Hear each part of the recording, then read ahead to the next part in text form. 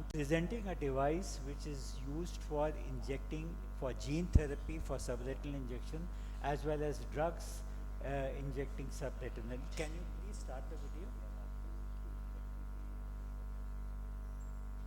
So I have done it in 3 cases of subretinal uh, hemorrhage. So this was subretinal heme in a patient who you can see a massive fibrovascular proliferation. You can see that tabletop traction and subretinal heme. Patient had PLPR inaccurate. He is a patient with chronic kidney disease with biweekly dialysis and severe vomiting, was admitted in the ICU, and he developed this condition after a VR surgery. We went ahead and did a siliconol removal, extensive membrane surgery, and subretinal TPA was injected for removal of the subretinal heme, following which we did fluid gas exchange, siliconol injection, and endolaser. So the subretinal TPA injection has to be done with a 38 gauge or a 41 gauge cannula. These cannulas can be, the drugs can be injected subretinally either by the surgeon himself by pushing the plunger, or the assistant pushes the plunger, or we can do it with a foot control system by connecting an extension tube to the syringe, which is then connected to the vitrectomy machine. And what I'm presenting here is how we have used the vitrectomy machine to inject the drug into the subretinal space. The biggest problem that comes when injecting drugs into the subretinal space is calibration as to how much drug is injected. So Medone has a microdose injection system where a precise amount of drug can be injected, and this is particularly very important when you are going to consider gene therapy or you're going to consider TPA. So the problems which we face is whenever the surgeon is pushing it, there will be inadvertent movements by the surgeon enlarging the retinotomy. There can be egress of drugs from the subretinal space, or there can be uncontrolled drug delivery, which can result in a jet and can cause further problems in the subretinal space. There have been numerous methodologies have been done. The Medone microdose injection system is a single time injection system. So here, this is the device which I have made, which is a siliconol injector. There's a tuberculin syringe which is connected to it, and this is the adapter on which we have cut a syringe, which is a 2 cc syringe, which has been cut, through which the tuberculin syringe is sleeved into, and this tuberculin syringe is then connected with the silicone oil injection system, where it gets attached to the rubber, the washer of the silicone oil injection system, and this gets locked in very easily.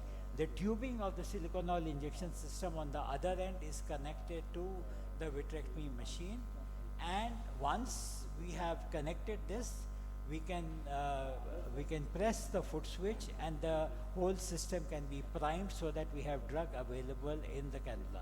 Here the washer will push the plunger of the tuberculin syringe.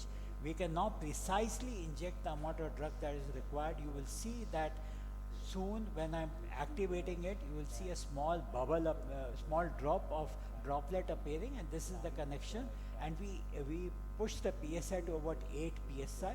So the whole system has been activated. You can see the bubble coming to the top. Now we go inside the vitrectomy has already been done. We go into the vitreous cavity, and now you see that the moment I touch the retina, there will be a change of reflex.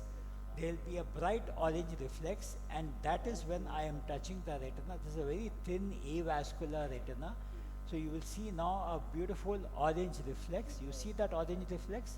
So once you go inside, that is because the blood is getting dispersed. But moment I'm inside, this reflex will go away. It has gone away now. And then I go ahead and inject the TPA. Now with this particular injection, I'm going a little obliquely, so there's no egress of drug. And this is particularly important if we are going to tomorrow use the similar device for subretinal gene therapy in cases of hereditary degenerations. So this I inject at multiple points so that we can remove the, we can have a TP which covers a larger area. Because it is 41 gauge, this particular port need not be lasered. It will seen on its own. So once this injection is done, we do a fluid air exchange. Some blood does oozes out of the small opening, and after that silicone oil was injected. And show you the pictures of this patient, because this was virtually a given up case, and I'll show how he has improved dramatically after these interventions. So we are injecting at 2 or 3 places, and now once I come out, we would do the. So this is the picture initially. You can see on the OCT how much the retina was separated, and this was done on. So this is the picture in 11th August 2024. You can see a pale disc. You can see the attached retina. The subretinal heme from the macular area has gone away, and this is September 2024, where the heme has got separated. Patient's visual acuity from PR inaccurate improved to finger counting 2 meter. So what is the difference? The Med1 device, single device, will cost about 10 to 12,000. My device, the cost is only 5 rupees. That is the cost of a single CC syringe. The cost of a 39 or a 41 gauge cannula is common to both. There is less plastic used in my device, so this is a more greener device. So it's a cost-effective solution. So the take-home message is it's a novel subretinal injection device that can deliver precise volume of drugs or gene therapy into the subretinal space. The working components are disposable, other components are re-autoclavable. It is cost-effective and a green solution, and it does not cause any inadvertent damage to the adjacent retinal tissues due to the handshake. Thank you very much. There was nice music behind, I could not hear. Thank no problem. Very nice, Ajay.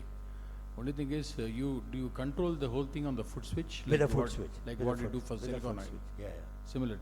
With a foot switch only. Foot switch only. And we have actually now made this device into something else, which I'm not presenting here, which will be the world's first device, not only for injection, but also subretinal aspiration. So that we can take samples from below the retina and send it to the lab, because the Med1 device, which is available commercially in the market, can only inject. There is no device available which can aspirate the material with a foot switch control system. But I'm not presenting it here. That's an extension. How do you aspirate? Sorry?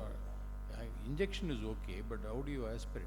So the same device, we have made some modifications. It's under patent application, so I can't share it now. Okay. But yes, we can go subretinally and aspirate it. So it does both the things. We can inject as well as aspirate. No, when you inject, when you press on the foot switch, yes. What is your end point like?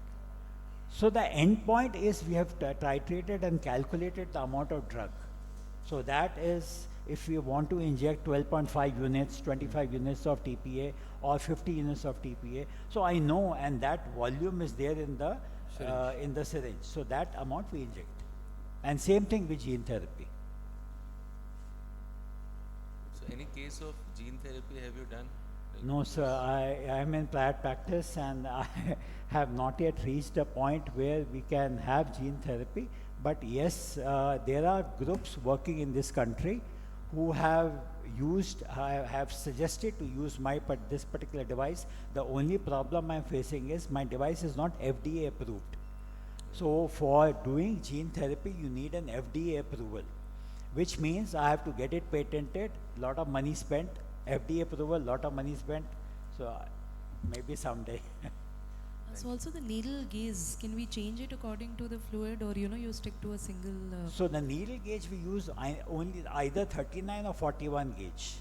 So that is because we create an opening in the retina which we don't have to laser. Actually, the retina in this case, there's so much of heme that we won't even be able to identify the opening.